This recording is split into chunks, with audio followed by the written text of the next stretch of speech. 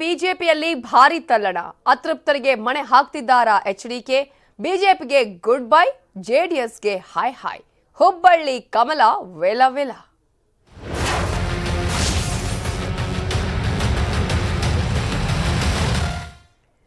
ಧಾರವಾಡ ಜಿಲ್ಲೆಯಲ್ಲಿ BJP wicket ಪತನಗೊಳ್ಳುತ್ತಾ?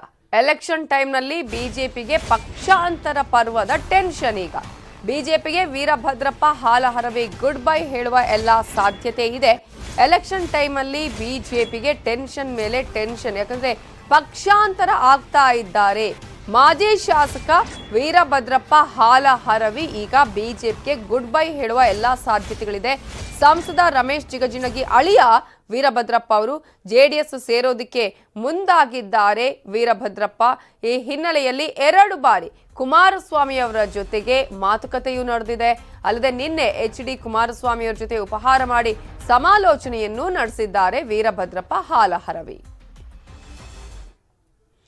BJP ನಾಯಕರು ನನ್ನನ್ನ ಕಡೆಗಣಿಸ್ತಿದ್ದಾರೆ, ಟಿಕೆಟ್ ಕೊಟ್ರೆ ಇಲ್ಲೇ ಇರ್ತೀನಿ, ಇಲ್ಲದಿದ್ರೆ ಜೆಡಿಎಸ್ ಹೋಗ್ತೇನೆ ಅಂತ ನ್ಯೂಸ್ 18ಗೆ ವೀರಭದ್ರಪ್ಪ ಹಾಲಹರವಿ ಹೇಳಿದ್ದಾರೆ.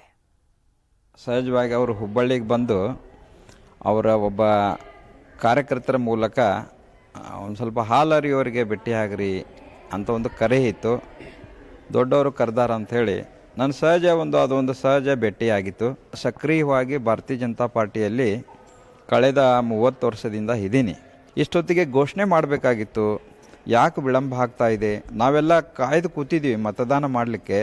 ಈಗ ಹೆಸರು ಘೋಷಣೆ ಮಾಡಿಬಿಟ್ಟಿದ್ರೆ ಎಲ್ಲ ಅಭಿಮಾನಿಗಳಿಗೂ ಕಾರ್ಯಕರ್ತರಿಗೂ ಪಕ್ಷದಲ್ಲಿ ಇರ್ತಕ್ಕಂಥವ್ರಿಗೆ ಬಹಳ ಒಂದು ತುಡಿತ ಮಿಡಿತದಲ್ಲಿದ್ದಾರೆ.